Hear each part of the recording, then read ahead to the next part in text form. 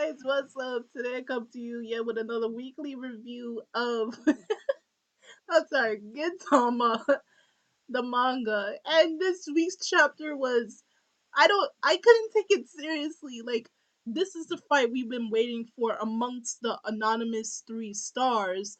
And it's finally the fight between Gintoki and Bato. So these guys have been searching each other for 10 years, more likely Bato. And as I was reading this chapter, it reminded me of a certain arc. Now, Bato's sword looks like a saber, and if you remember the Obi Wan saber arc, the one where Shinpachi's brother figure came back after so many years of not being on Earth, and they found out that half of his body has been blown off or something, and that he was being controlled by the aliens that took him in and fixed him up, and they were using him as a purpose as to take control of Japan, of the earth. And at the same time he was teaching Gintoki and the others the way of the saber. So it was a play on Star Wars. And when I saw Bato's sword, it reminded me of that arc. Of course, he's nothing like I forgot his name, but Shinpachi's brother figure. He's not like him, but his sword style reminded me of his sword of his sword style. So this there was some connection between this chapter and that arc. And Bato across the galaxy, he's known as the Star King Swordsman. And the thing is, he goes around the universe looking for well potentialed swordsmen, and he fights them, and he breaks their swords in order to gain that title. Okay, so that's why he's known across like the star sword, the Star King sword, because he hunts down swordsmen, all samurai across the galaxy, and he fights them. And he said the only person that managed to put him on edge, that he felt like he has to fight for a life and death battle, was Gintoki himself. And remember, they fought during the Joy War, and Gintoki was the only swordsman to actually back him against a wall. So he's been searching for 10 long years for Gintoki, and he finally met him again. And Gintoki's taking this whole reunion between them as a whole joke.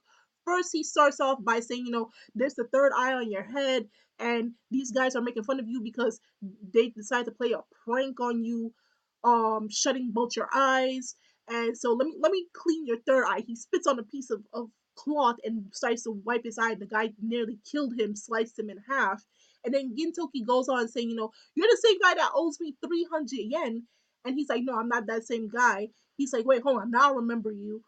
You're this guy with a buck tea and mole, because Bato says his clan a long time ago, they never had heirs and they never had mouths, so they always had to rely on their sight.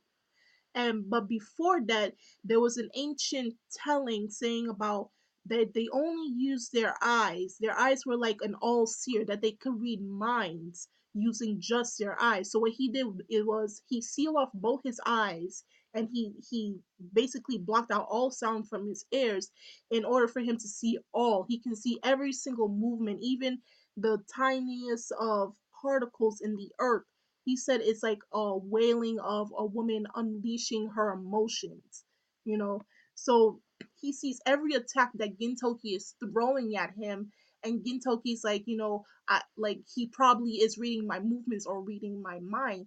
And like I said, Gintoki is like, right now, Gintoki is taking this whole reunion fight as a joke. He's making fun of him. He's like, you owe me 300 yen. Wait, hold on. I borrowed 600 yen from you. I'm still not the same guy.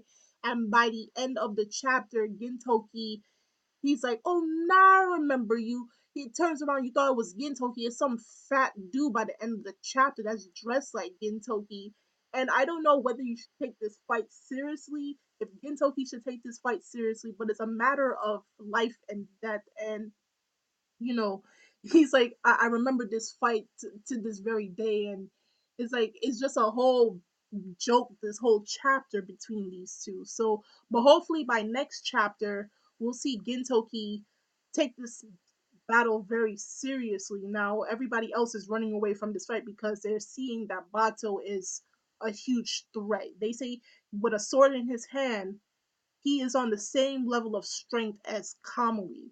So you know that he's that dangerous already, but not on the same level as Umibozu, but he's on the same level of destruction like Kamui if he has a sword in his hand.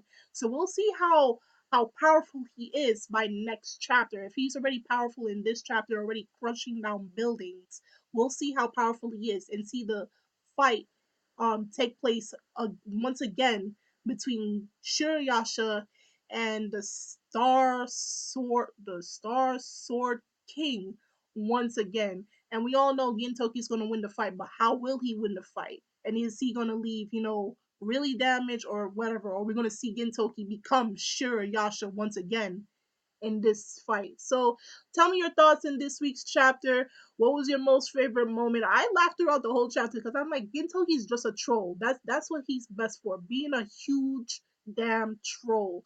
And that's exactly what he did in this week's chapter. Also, check us out on Twitter and Tumblr. If you'd like to become a member of our Facebook page in the description box below. I also made a Patreon page, so you can check that out. It will really help this channel because I want to be able to give back to you guys and also get better equipment for this channel.